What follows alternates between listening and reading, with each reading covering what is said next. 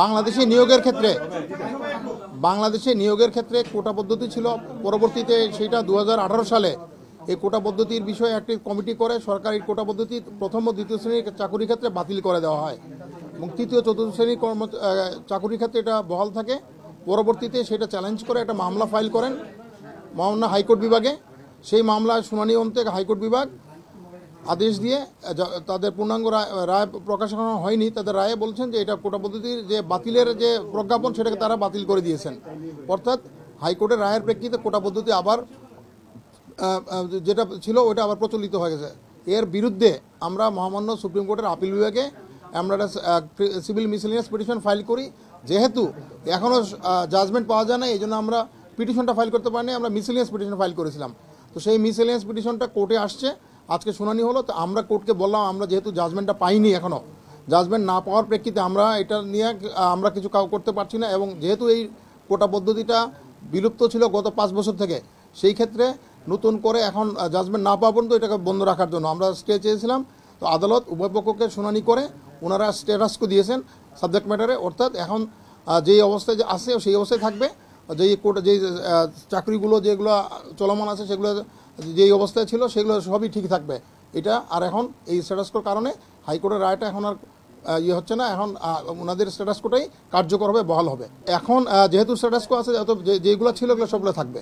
হ্যাঁ, আমি একটা বলতে চাচ্ছি যে যারা আন্দোলন করছেন তাদেরকে আমি অনুরোধ করব, তাদেরকে যেহেতু তাদের সুপ্রিম কোর্ট এটা বিবেচনায় নিয়েছেন এবং সুপ্রিম কোর্ট একটা কথা বলছেন, তাদের যদি কোনো গ্রিভান্স থাকে তারা যেন এখানে এসে পক্ষ হয়ে তারা বলতে পারে, সেটাও কিন্তু তাদের আদেশে এটা আছে। অতএব এখন আর কোনো যৌক্তিক তাদের কোনো কারণ নেই, তারা অবশ্যই এটা বন্ধ করে তাদের অবস্থানে ফিরে যাওয়া উচিত। কারণ তাদের কোনো আন্দোলন আর করার এবং জনদুর্ভোগ বাড়ানোর কোনো যৌক্তিক কারণ এখন আর নাই তাদের কাছে।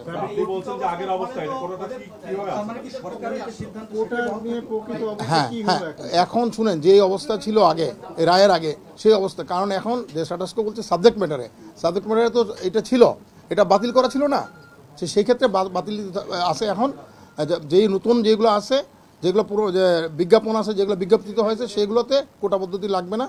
পরবর্তী নতুনটা যদি করতে হয় তাহলে এখন আপাতত কিছু করবে না, মামলাটা 7 তারিখে শুনানি হবে, তখন কোর্ট ঠিক করবে এটা।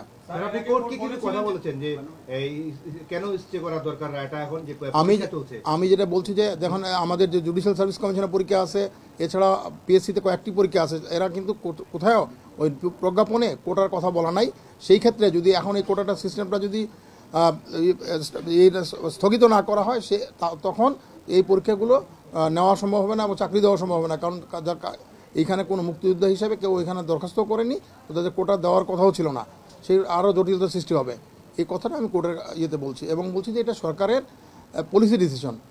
এই কোটা রাখা না রাখাটা হচ্ছে সরকারের পলিসি ডিসিশন। এখানে আদালতের কিছু আমাদের যে সুপ্রিম কোর্টের এতদিনকার যতগুলো সিদ্ধান্ত আছে বলছে যে এটা সরকার পলিসি ডিসিশনে আদালত কোনোভাবে হস্তক্ষেপ করতে পারে না। হ্যাঁ, আদালত যেটা বলছেন যে এর আগেও উনি বলছেন যে আমি যখন ট্রাইব্যুনালে ছিলাম সেই সময় বলছি, আমি আজকেও বলছি, সবসময় আমি এটা বলি, কোনোভাবেই আন্দোলন করে তো রায় পরিবর্তন করা যায় না। রায় পরিবর্তনটা পদ্ধতি আছে, আর যদি কেউ মনে করে যে এই রায়টা সঠিক হয়নি, তার যদি মনে হয়, সে তখন উচ্চতর আদালতে আসতে পারে। এবং আদালত বলছেন যে যারা আন্দোলন করছেন তারা যদি মনে করেন, তারা অবশ্যই তাদের কথা বলার জন্য এই মামলায় এসে পক্ষ হয়ে মামলায় কথা বলতে পারবেন। এখন এর প্রেক্ষিতে যেই প্রক্রিয়াগুলো আছে সবগুলোতেই যারা এই কোটা পদ্ধতি যে 2018 যে সার্কুলার সেই অনুযায়ী চলবে।